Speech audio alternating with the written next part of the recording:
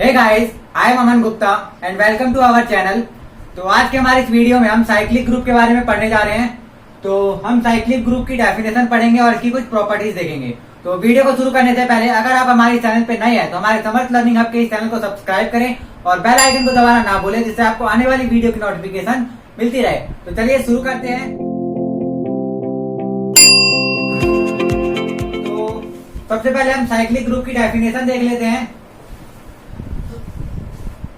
Definition, तो cyclic group क्या होता है? तो साइक्लिक ग्रुप समझने से पहले आपको जनरेशन ऑफ एलिमेंट समझ में आना चाहिए। हमने ये हमारी पिछली वीडियो में देख रखा है कि एक सब ग्रुप जो कि एक एलिमेंट से जनरेट करते हैं। तो अगर आपने वो वीडियो नहीं देखी है तो आप पहले वो जाके उस वीडियो को देख लीजिए, जिसका लिंक आपको डिस्क्रिप्शन में मिल जाएगा। तो साइक्लिक ग्रुप क्या होता है? एक ऐसा ग्रुप होता है जो किसी भी एक एलिमेंट से जनरेट हो जाए। यानी कि यहाँ पे हम मान लेते हैं कि let G be a group, let G be a group. तो यहाँ पर एक ऐसा एलिमेंट एग्जिस्ट करना चाहिए, यानी कि there exist a element A belongs to G such that, और इस तरह से बिलोंग करना चाहिए सच दैट जो जनरेशन ऑफ ए है, यानी कि इस एलिमेंट से जो जनरेट होगा जो ग्रुप है वो इस जी के इक्वल आ जाए। यानी कि एक ग्रुप लिया हमने जी, तो उसके अंदर कम से कम एक एलिमेंट ऐसा होना चाहिए जिससे कि वो ग्रुप पूरा का पूरा ग्रुप जनरेट हो जाए। ठीक है, तो हम बोलेंगे यहाँ पे कि then G is a cyclic group. तो हम बोलेंगे उस ग्रुप को क्या है कि वो एक साइक्लिक ग्रुप है। ठीक है, तो साइक्लिक ग्रुप बहुत ही सिंपल है कि उसके अंदर कोई भी एक ऐसा एलिमेंट होना चाहिए जिससे वो जनरेट हो जाए। ठीक है, ये क्या होता है? जनरेशन ऑफ और एलिमेंट ए। ठीक है, यानी कि एक ऐसा ग्रुप बनता है जो कि इस एलिमेंट ए से जनरेट होता है। ठीक है, और इसके जो एलिमेंट है वो किस तरह के होते हैं? ए की पावर आर के। तो ए की पावर आर का मतलब क्या होता है कि इस एलिमेंट को हमने आर टाइम्स ऑपरेट कर दिया, जो भी बाइनरी ऑपरेशन इस जी के रिस्पेक्ट में दिया हुआ है। ठीक है, तो यानी कि इसके अंदर एक ऐसा एलिमेंट होना चाहिए जिसको हम बार बार ऑपरेट करके उस ग्रुप के हर एक एलिमेंट को बना सके। ठीक है, तो उस जनरेटर से जो भी ग्रुप बनेगा वो जी के इक्वल अगर आ गया तो हम क्या बोलेंगे कि जो जी है वो क्या है? एक साइक्लिक ग्रुप है। ठीक है, तो साइक्लिक ग्रुप के कुछ एग्जांपल हम देख सकते हैं, जैसे कि जेड प्लस जो होता है ये भी एक साइक्लिक ग्रुप है और ये इन्फिनाइटली साइक्लिक ग्रुप है। यानी कि इसके अंदर इन्फिनाइटली एलिमेंट्स है जिससे कि इसको हम जनरेट कर सकते हैं। इसी तरीके से एक जेड एन और ये एडिशन मॉडुलो एन के रिस्पेक्ट में ये भी एक साइक्लिक ग्रुप होता है। ठीक है, जेड एन क्या होता है? हमारा इंटीजर ग्रुप, यानी कि इंटीजर मॉडुलो ग्रुप होता है, और यहाँ पे हमने प्लस एन लिया नहीं, एडिशन मॉडुलो एन के रिस्पेक्ट में इसको ग्रुप लिया है, तो ये भी क्या होगा? एक साइक्लिक ग्रुप होगा। ठीक है, इसी तरीके से और भी साइक्लिक ग्रुप होते हैं। तो साइक्लिक ग्रुप का एक कॉन्सेप्ट समझ में आया। अब आइए अब इसके कुछ प्रॉपर्टीज पढ़ते हैं। तो प्रॉपर्टीज, तो प्रॉपर्टी नंबर वन ये कहता है कि a finite group G is cyclic. A finite group G is cyclic if and only if it has an element which has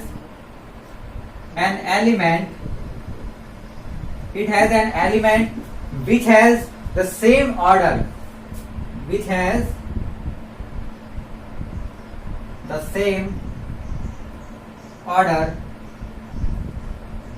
as that of the group itself। ठीक है, इसका मतलब क्या हुआ कि कोई भी एक ग्रुप जो है वो साइक्लिक होगा, और कब होगा? If and only if it has an element, यानी उसके अंदर कोई एक ऐसा एलिमेंट होना चाहिए जिसका जो ऑर्डर है वो ग्रुप के ऑर्डर के बराबर हो जाए। यानी कि इसका साफ साफ से मतलब है कि जो एलिमेंट का ऑर्डर होता है वो क्या होता है? उस एलिमेंट से जनरेट किए गए ग्रुप का ऑर्डर के बराबर होता है। ये हमने देखा है कि किसी भी एलिमेंट का जो ऑर्डर होता है वो किसके इक्वल आता है? उस एलिमेंट से जनरेट किए गए ग्रुप के ऑर्डर के बराबर आता है।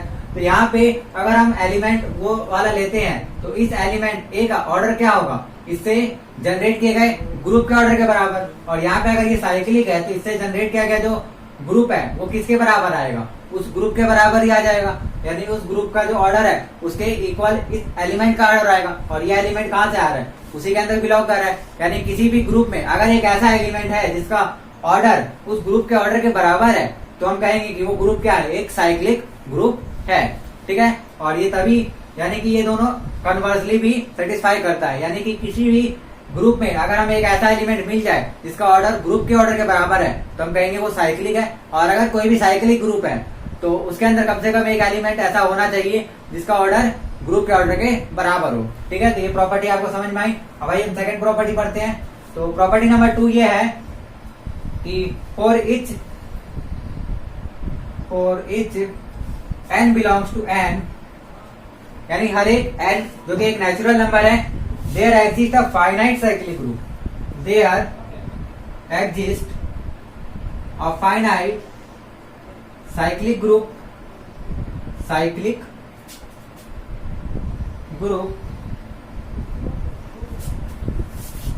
G ऑफ ऑर्डर n, और इसको हम बोलते हैं नेमली Zn, और ये किसके रिस्पेक्ट में, एडिशन मॉडुलो n के रिस्पेक्ट में। यानी इसका मतलब क्या हुआ कि कोई भी नेचुरल नंबर अगर हो तो उसके लिए एक फाइनाइट साइक्लिक ग्रुप एग्जिस्ट करता है। ठीक है, जो कि ऑर्डर n का होता है। यानी कोई भी नेचुरल नंबर n के लिए एक ऑर्डर n का फाइनाइट साइक्लिक ग्रुप हमें मिल जाएगा। यानी जितने भी नेचुरल नंबर है, हर नेचुरल नंबर का एक फाइनाइट साइक्लिक ग्रुप एग्जिस्ट करता है, और उसको हम क्या बोलते हैं, Zn प्लस n के रिस्पेक्ट में। यानी कि जो भी हम नेचुरल नंबर ले रहे हैं वहां पे अगर हम इंटीजर मॉडुलो ले लेते हैं और उसको एडिशन मॉडुलो के रिस्पेक्ट में ग्रुप मान लेते हैं तो ये जो ग्रुप आएगा वो क्या आएगा, साइक्लिक ग्रुप आएगा। आइए देखते हैं कि ये किस तरीके से साइक्लिक ग्रुप बनता है। तो आइए देखते हैं। तो आइए अब हम देखते हैं इसका प्रूफ। यानी कि हमें क्या करना है, यहाँ पे हम कोई भी एक नेचुरल नंबर ले लेते हैं और देखते हैं कि वो एक उस ऑर्डर का एक साइक्लिक ग्रुप हमें मिलता है कि नहीं मिलता है। तो सपोज दैट हम ले लेते हैं n इज इक्वल टू 5। ठीक है, तो n इक्वल टू 5 के लिए हमें देखना है कि जो Z5 और किसके रिस्पेक्ट में, एडिशन मॉडुलो 5 के रिस्पेक्ट में ये एक साइक्लिक ग्रुप है या नहीं है। तो साइक्लिक ग्रुप पर प्रूव करने के लिए हमें क्या प्रूव करना पड़ेगा, हमें इसमें एक ऐसा एलिमेंट लेना पड़ेगा जिसको जनरेट करने पे इस एलिमेंट के सारे एलिमेंट बन जाए। तो जो Z5 होता है उसमें क्या एलिमेंट होते हैं, आपको पता है कि जो Z5 इंटीजर मॉडुलो n होता है उसके अंदर एलिमेंट्स क्या होते हैं, उसके अंदर एलिमेंट्स होते हैं 0, 1, 2, 3 एंड 4, और इस सब पे क्या होता है बार। यानी कि इसको हम क्या करते हैं, रिमाइंडर के फॉर्म में लेते हैं। ठीक है, तो Z5 लिखा हुआ है तो हम क्या करते हैं, इसमें उस 5 से एक कम वाला एलिमेंट लेते हैं, यानी कि 4 तक, 5 - 1 क्या होता है 4 तक लेते हैं। और कहां से स्टार्ट करते हैं, 0 से स्टार्ट करते हैं। यानी Z5 लिखा है तो इसमें कितना एलिमेंट होंगे, 5 एलिमेंट होंगे 0 से लेकर 4 तक। अब हमें क्या करना है, इसमें एक ऐसा एलिमेंट ढूंढना है जिसको बार बार ऑपरेट करने पे सारे के सारे एलिमेंट हमें मिल जाए। तो यहाँ हम देखते हैं कि अगर हम यहाँ पे 1 लेते हैं तो 1 को अगर हम एक बार ऑपरेट करें तो वो क्या बन जाएगा, 1 ही बन जाएगा। यानी कि अगर एक बार भी ऑपरेट नहीं करते तो क्या बन जाता है, वो 1 बन जाता है। तो 1 आ गया यहाँ पे हमारे पास एलिमेंट। अब क्या करते हैं, एक बार इसको और ऑपरेट करते हैं, यानी कि 1 को 1 से ऑपरेट करते हैं और एडिशन मॉडुलो क्या लगाना है, हमें 5 लगाना है। यहाँ से हम देख सकते हैं कि 1 + 1 क्या होता है, 2 होता है, और 2 को जब हम 5 से डिवाइड करेंगे तो डिवाइड नहीं होता है। तो डिवाइड नहीं होगा तो क्या आ जाएगा, यहाँ पे रिमाइंडर क्या आ जाएगा, 2 ही आ जाएगा। तो इससे क्या बन जाएगा, ये 2 बन जाएगा। यानी कि हमारा सेकंड वाला एलिमेंट हमें मिल गया। अब हम क्या करते हैं, इसको 3 बार ऑपरेट करते हैं, यानी कि 3 एलिमेंट लिख लिया इसको, और जब हम इसको ऑपरेट करेंगे तो ये क्या आ जाएगा, 1 + 1 ये आ जाएगा हमारे पास 2, और 2 का जब हम 5 से डिवाइड करते हैं तो रिमाइंडर क्या आता है, 2 ही आता है। तो यहाँ पर 2 लिख देंगे हम। ठीक है, और इसको हम बाहर लगा के लिख लेते हैं हर बार। तो ये 2 आ गया, और फिर एडिशन मॉडुलो, फिर दोबारा से इसको 1 के साथ ऑपरेट करना है तो ये क्या बन जाएगा, 2 + 1 3 बन जाएगा, और 3 को 5 से डिवाइड करेंगे तो रिमाइंडर क्या आ जाएगा, 3 आ जाएगा। यानी कि हमारे पास एलिमेंट 3 भी मिल गया। इसके बाद इसको हम क्या करते हैं, 4 बार ऑपरेट कर लेते हैं इस तरीके से। तो यहाँ पर भी हम क्या करेंगे, सेम प्रोसेस करेंगे, 1 + 1 2, और 2 को 5 से डिवाइड करेंगे तो 2 ही आ जाएगा, और फिर बाकी को हम इसी तरीके से लिख लेते हैं। और फिर यहाँ पर 2 + 1 क्या हो जाएगा, 3, और 3 को 5 से डिवाइड करेंगे तो क्या आ जाएगा, यानी कि रिमाइंडर क्या बचेगा, 3 बचेगा। और फिर क्या है, प्लस में 1, और यहाँ पे 3 और 1 को प्लस करेंगे तो क्या आएगा, 4, और 4 को फिर से 5 से डिवाइड करेंगे तो डिवाइड नहीं होगा, यानी कि रिमाइंडर क्या आ जाएगा, 4। तो जो चौथा टर्म है हमारा वो भी आ गया। अब क्या करना है, इसको एक बार और ऑपरेट करके देख लेते हैं। यानी कि अब क्या करेंगे, हम इसको 5 टाइम्स ऑपरेट कर लेते हैं। तो यहां से क्या आएगा, 1 प्लस 1 2, 2 को 5 से डिवाइड किया तो जो रिमाइंडर है वो क्या आएगा 2 प्लस में 5, एडिशन मोड लो और इसको हम बाकी को ऐसे लिख लेते हैं। फिर क्या करना है 2 प्लस 1 3 और 3 को 5 से डिवाइड करेंगे तो फिर से डिवाइड नहीं होगा तो रिमाइंडर क्या आ जाएगा 3 आ जाएगा। ठीक है, एक बार हम और करेंगे तो 3 प्लस 1 क्या आ जाएगा 4 और 4 को 5 से डिवाइड करने पे रिमाइंडर 4 ही बचेगा और फिर इसको यहाँ से डिवाइड जब करेंगे तो क्या आ जाएगा ये 5 आएगा और 5 को 5 से जब डिवाइड करते हैं तो क्या आ जाता है ये, तो ये 0 आ जाता है। इसका मतलब हमने इसको एक बार भी ऑपरेट नहीं किया तो ये 1 आ गया। एक बार ऑपरेट करने पे यानी 2 एलिमेंट को हमने ऑपरेट किया तो 2 आया, 3 बार ऑपरेट करने पे 3, 4 बार ऑपरेट करने पे 4 और 5 बार ऑपरेट करने पे 5 आ गया और सॉरी 0 आ गया। यानी कि ये सारे के सारे एलिमेंट Z5 के में मिल गए इस एक सिंगल एलिमेंट को बार बार ऑपरेट करने पे। यानी कि जो 1 है ये क्या है, एक ऐसा एलिमेंट है जिसको जनरेट करने पे Z5 हमें मिल गया। यानी कि जो जनरेटर ऑफ 1 है वो क्या हो जाएगा हमारा Z5 के इक्वल आ जाएगा। यानी कि Z5 क्या है हमारा एक साइक्लिक ग्रुप है। तो यहाँ पर आप किसी भी नंबर के लिए कोई भी एन अगर आप लेते हैं तो उसके अंदर जो ग्रुप बनेगा उसके रिस्पेक्ट में, एडिशन मॉडुलो के रिस्पेक्ट में, तो वो ग्रुप क्या होगा एक साइक्लिक ग्रुप होगा। ठीक है, और उस साइक्लिक ग्रुप का जो जनरेटर होगा, जनरेटर एलिमेंट, वो क्या होगा हमेशा 1 होगा क्योंकि 1 को हम जितने बार भी ऑपरेट करते जाए नया नया एलिमेंट हमें मिलता जाएगा। ठीक है, यहाँ पे आप देख सकते हैं अगर हम इसको एक बार और ऑपरेट करेंगे तो ये फिर से 1 पे ही आ जाएगा। जैसे यहाँ पे हमने 5 बार ऑपरेट किया तो क्या आया 0 आया, 0 में फिर से हम प्लस 1 कर देंगे तो क्या होगा 0 प्लस 1 आ जाएगा और 1 को 5 से डिवाइड करने पे क्या आएगा 1 हो जाएगा। यानी कि दोबारा से ये 1 बन जाएगा। ठीक है, तो इसमें कोई अलग से एलिमेंट नए एलिमेंट नहीं आएंगे। यानी कि इनको कितनी बार भी हम ऑपरेट करते जाए यही 5 एलिमेंट बार बार रिपीट करते जाएंगे। ठीक है, तो हर बार मतलब किसी भी n या नेचुरल नंबर के लिए हमारे पास एक फाइनाइट साइक्लिक ग्रुप होगा जो कि Zn प्लस n के रिस्पेक्ट में इस रूप में मिलेगा हमें। ठीक है, तो आप यहाँ पर कोई भी नंबर लेके चेक कर सकते हैं कि वो साइक्लिक ग्रुप होगा और उसमें जो जनरेटर होगा वो क्या होगा 1 होगा। इसका मतलब कि इस 1 का जो ऑर्डर है वो क्या है 5 है क्योंकि जो Z5 है उसका ऑर्डर क्या है 5 क्योंकि ये ग्रुप है जिसके अंदर 5 एलिमेंट है तो इस ग्रुप का ऑर्डर क्या है 5 है। तो जो ये एलिमेंट 1 है इसका ऑर्डर भी क्या है 5 है। ठीक है, तो यहाँ से हमने 2 प्रॉपर्टी देखी। प्रॉपर्टी नंबर 3 क्या है, प्रॉपर्टी नंबर 3 ये कहती है कि let G finite group, let G अब फाइनाइट ग्रुप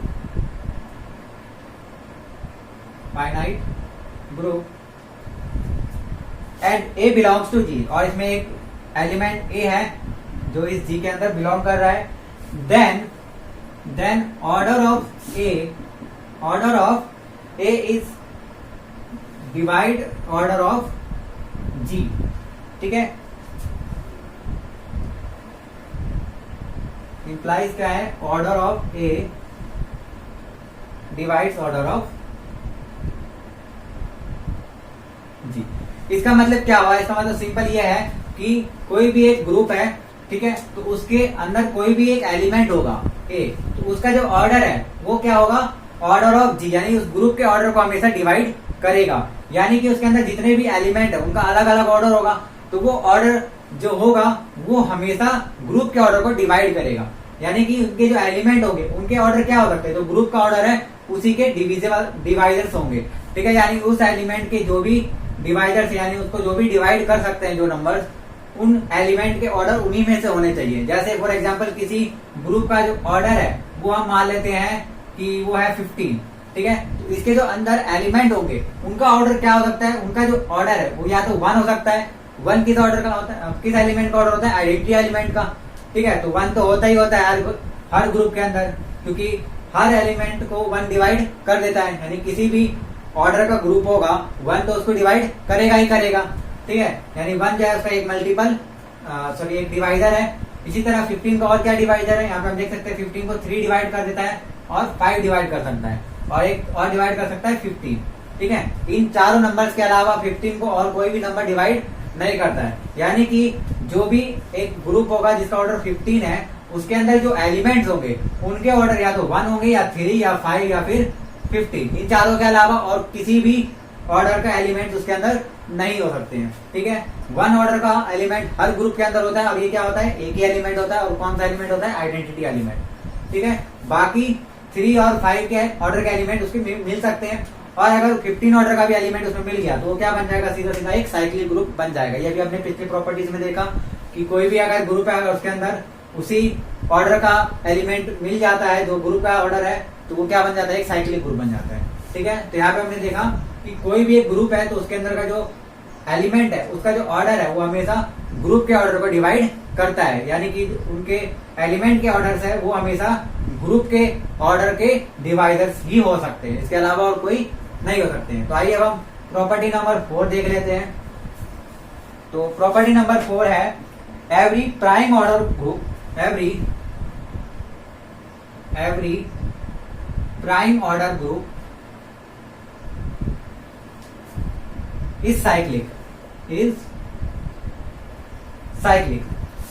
मतलब क्या हुआ, कोई भी एक ऐसा ग्रुप जो प्राइम ऑर्डर का हो, यानी कि जो उसका ऑर्डर है वो क्या होना चाहिए, एक प्राइम नंबर होना चाहिए, तो वो हर केस में क्या होगा, एक साइक्लिक होगा। क्यों? क्योंकि यहाँ पे हमको पता है कि जो किसी भी ग्रुप के जो एलिमेंट है उनके ऑर्डर क्या करते हैं, उस नंबर का मल्टीपल यानी कि डिवाइडर्स। तो यहाँ पे हम मान लेते हैं कोई भी एक ग्रुप है जिसका ऑर्डर एक प्राइम नंबर, यानी कि प्राइम नंबर हम मान लेते हैं 11 है। ठीक है, तो एक 11 ऑर्डर का जो ग्रुप है उसके अंदर जो एलिमेंट होंगे, एक तो उसमें आइडेंटिटी एलिमेंट होगा ही होगा, यानी कि एक वन ऑर्डर का एलिमेंट तो उसके अंदर होना ही चाहिए। अब 1 के अलावा इसके अंदर और किस ऑर्डर का एलिमेंट हो सकते हैं, तो आपको पता है कि जो 11 है वो और किसी भी नंबर से डिवाइड नहीं होता है, तो वो किससे डिवाइड होता है, वो सिर्फ 1 से होता है और 11 से होता है, यानी कि उसके अंदर एक एलिमेंट आइडेंटिटी एलिमेंट आएगा जो कि 1 ऑर्डर का होगा, और एक दूसरा एलिमेंट भी आएगा जो कि 11 ऑर्डर का होगा।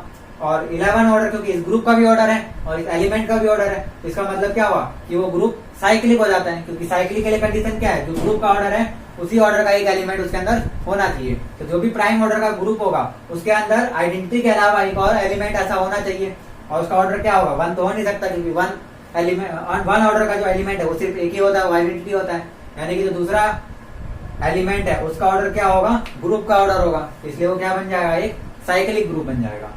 ठीक है, तो यहाँ से हम लिख सकते हैं कि इसके आगे एक कंडीशन भी है कि if order of G is equal to prime, यानी कि प्राइम नंबर, ठीक है, then G cyclic and hence abelian. ठीक है, then G is cyclic and hence abelian. ठीक है, यानी कि जो भी प्राइम ऑर्डर का ग्रुप होता है वो एक साइक्लिक ग्रुप होता है, और साइक्लिक ग्रुप क्या होते हैं, अबिलियन होते हैं, यानी कि जितने भी साइक्लिक ग्रुप होते हैं वो सारे के सारे क्या होते हैं, अबिलियन ग्रुप होते हैं, क्योंकि जो भी साइक्लिक ग्रुप होगा वो कम्यूटेटिव प्रॉपर्टी को सेटिस्फाई कर देगा। ठीक है, इसलिए वो एक अबिलियन ग्रुप बन जाता है। तो यहाँ से अब ये मिल जाता है हमें कि कोई भी प्राइम ऑर्डर का ग्रुप जो होता है वो क्या होता है, एक साइक्लिक ग्रुप होता है और एक अबिलियन ग्रुप भी होता है। अब आइए हम नेक्स्ट प्रॉपर्टी पढ़ते हैं।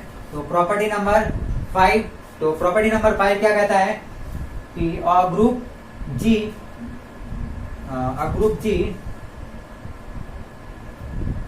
is not equal to identity, has no proper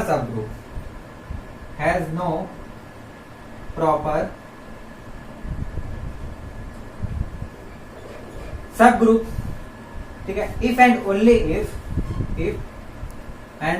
if G is a finite cyclic groups of prime order, cyclic group of finite order। इसका मतलब क्या हुआ, हमने क्या लिया, यहाँ पे एक ग्रुप लिया जो कि आइडेंटिटी के इक्वल नहीं है, यानी कि आइडेंटिटी के अलावा भी इसके अंदर कुछ ना कुछ एलिमेंट्स होंगे, तो हैज नो प्रॉपर सब ग्रुप, इसके अंदर कोई भी एक प्रॉपर सब ग्रुप नहीं होगा। If and only if G is finite cyclic group of finite order, यानी कि ये तभी हो सकता है जब जी के अंदर जो जी है वो एक फाइनाइट साइक्लिक ग्रुप हो, और किसका, फाइनाइट ऑर्डर का। ठीक है, यानी कि जो उस ग्रुप का ऑर्डर है वो क्या होना चाहिए, फाइनाइट होना चाहिए और वो साइक्लिक होना चाहिए। तो हम कहेंगे कि जो जी है उसका कोई भी प्रॉपर सब ग्रुप नहीं है। प्रॉपर सब ग्रुप क्या होता है, यानी कि एक ऐसा सब ग्रुप जो इसके इक्वल ना हो।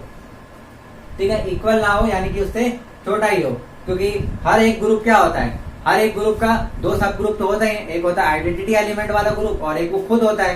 ठीक है, तो खुद नहीं होना चाहिए, उसके अलावा और जितने भी सब ग्रुप है उसको हम बोलते हैं प्रॉपर सब ग्रुप। ठीक है, तो इसके एक प्रॉपर सब ग्रुप नहीं होंगे। कब नहीं होंगे? जब वो एक साइक्लिक ग्रुप होगा और एक फाइनाइट ऑर्डर का साइक्लिक ग्रुप होगा। ठीक है, अब आइए हम प्रॉपर्टी नंबर 6 पढ़ते हैं। तो प्रॉपर्टी नंबर 6 बहुत ही सिंपल है। लिखा है एवरी सब group of cyclic group is cyclic, यानी कि जितने भी साइक्लिक ग्रुप होते हैं उनके जो सब ग्रुप है वो भी क्या होंगे? साइक्लिक होंगे। ठीक है, एवरी सब group of cyclic group is cyclic, यानी कोई भी एक ग्रुप है साइक्लिक ग्रुप है तो उसके जितने भी सब ग्रुप होंगे वो सारे के सारे क्या होने चाहिए? साइक्लिक होने चाहिए। ठीक है, अब प्रॉपर्टी नंबर 7। तो प्रॉपर्टी नंबर 7 क्या है? Let G is equal to generator of a be a cyclic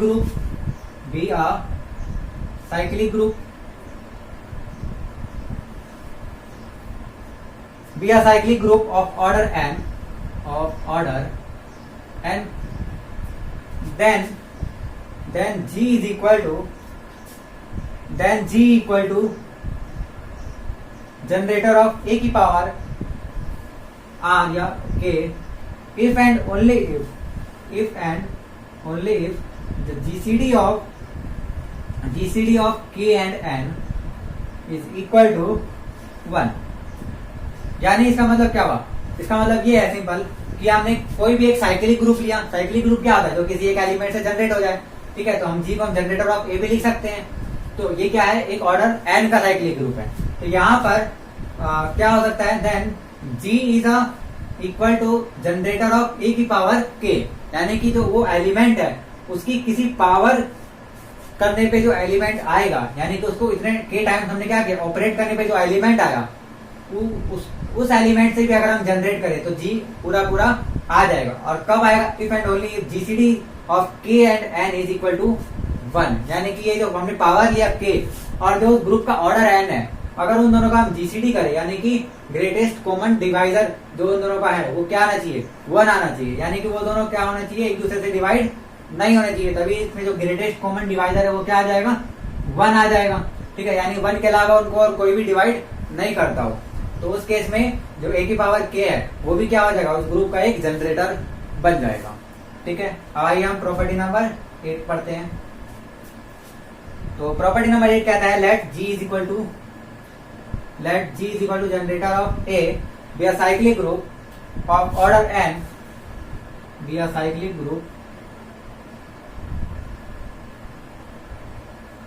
order n group, then a की power k is a generator of G,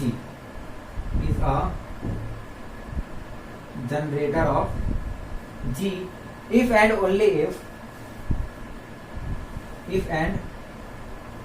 if GCD of k and n is equal to 1, यानी कि जो property number 8 है वो property number 7 को ही repeat करता है, यानी कि 7 और 8 एक ही जैसे प्रॉपर्टी है। यानी यहाँ पर क्या बोला गया कि G एक साइक्लिक ग्रुप है ऑर्डर n का, तो यहाँ पे G क्या होगा? जनरेटर ऑफ ए के हो जाएगा जब GCD क्या होगा? k और n का 1। तो यहाँ पर भी वही चीज बोला गया है, ए की power k is the generator off G if and only GCD of k and n is 1, यानी कि यहाँ पे इसको सिंबल फॉर्म में लिखा था, यहाँ पे हमने इसको एक्सप्लेन करके